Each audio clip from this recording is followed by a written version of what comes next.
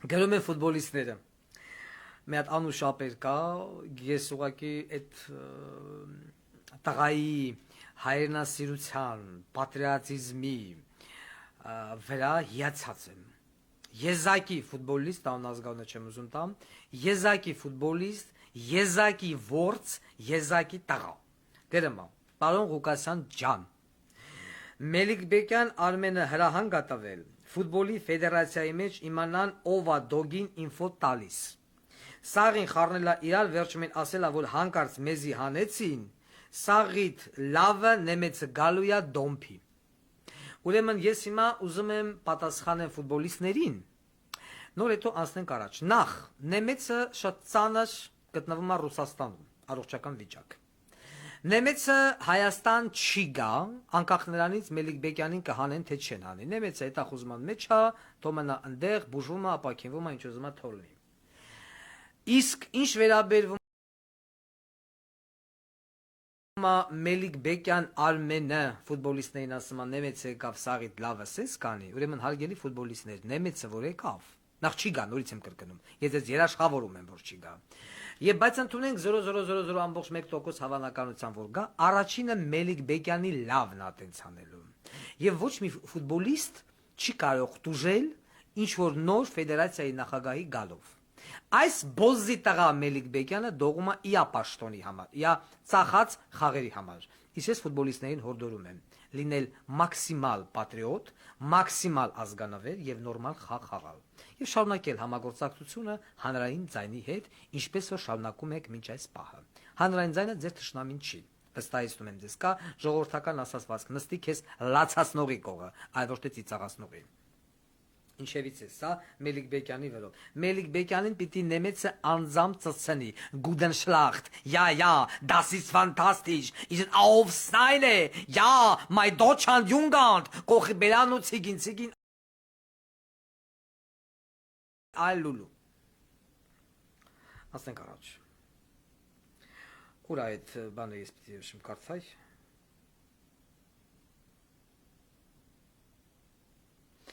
Ռեսպուբլիկա Մարիել, Խաչատրյան, Ռուդիկ, ջեն բարևներ մեր կողմից, խնդրել են մարդիկ, բարևեցինք։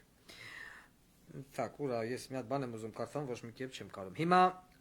այս տեքստը կարդալուց հետո միանշանակ համոզված եմ, ուրա է ղախպեն։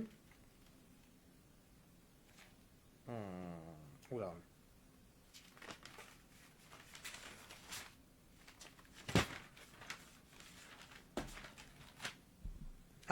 Արմեն Չիբուխշյանի նման չատլախները ասելու են, ահա, դոգը ռուսական շպիոն է։ Так, եկեք, ես հիմա կփորձեմ այս տեղեկանքը, որը որ հանդիսանում է գաղտնի փաստաթուղթ, ինչ ճանապարհներով հայտնվել է հանրային ձայնի հերթապա հեռախոսի մեջ, ինքը ռուսաց լեզվով է։ Ես կփորձեմ այն թարգմանել հայերեն եւ ներկայացնել այն, ինչ օին է բերել Սերժ Սարգսյանը Հայաստանի Հանրապետության պետական անվտանգության գլխին։ Չեմ ուզում շատ բացեմ ճակերտները, որ ուժային կառույցն է, ում ինչ տեղեկանք տվել, ոնց զեկուցե եւ այլն։ Ինչևից է բավականին հետաքրքիր է։ Եվ այսպես բավականին ծավալուն ես փորձեմ հիմա ձերքի հետ թարգմանել։ Նոստեղ գրում է, ես ինչ էր,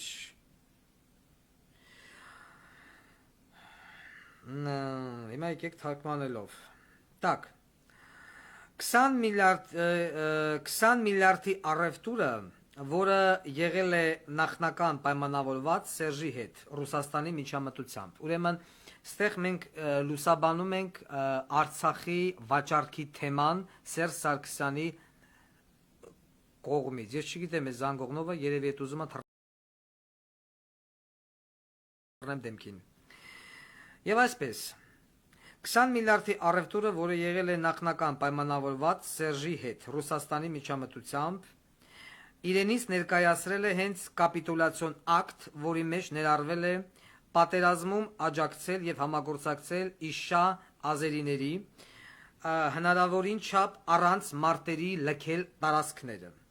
խոճապ առաջացնելով կամ նահանջի հրամանով։ Չոչնչացնել շենք շինությունները, դրանք չպայթեցնել, զենք զինամթերք եւ ռազմական տեխնիկան սաղսալամատ փոխանցել Ադրբեջանին։ Գումարի որոշակի փոխհատուցման նպատակով։ Ես խոսում եմ Սերժ Սարգսյանի դավադիր ծրագրի մասին, զեկույց, որը որ շրջանառվում է ուժային ծառայությունների մեջ։ Հնարավորինս աջակցել ադրբեջանական զինուժին առաջխաղացման հարցում։ Տալ ամենակարևոր կամ ամենակարևորագույն ինֆորմացիան պոստերի, զինուժի, հրամանատարների եւ տեխնիկայի հետ կապված։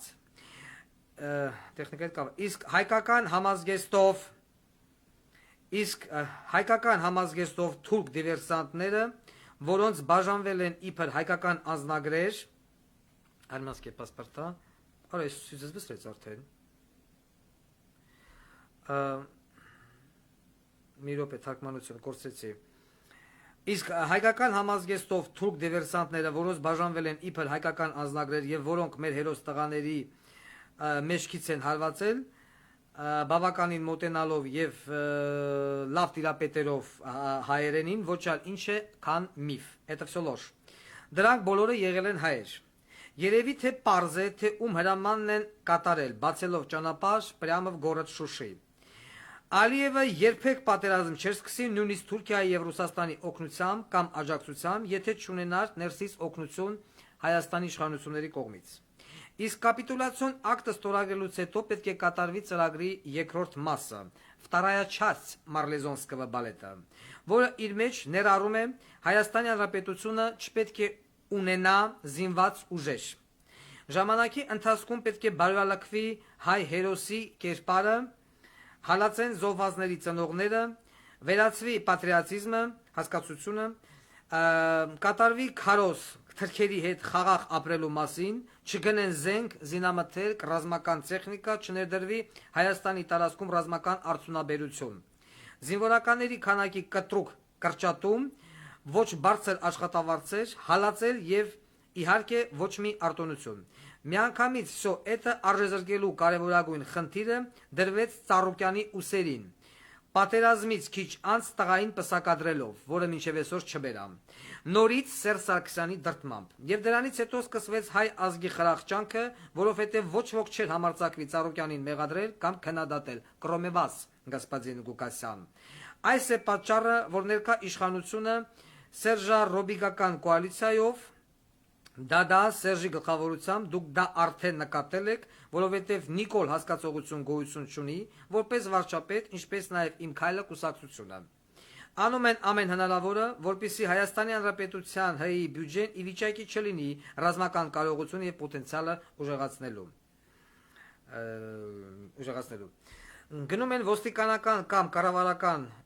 տրանսպորտ ամենաթանկ գներով կամ ինչպես դուք եք ասում, ատկատներով։ Ներդրում է արվում այն բնակավարներում, որոնք մեզ ընդհանրապես պետք չեն,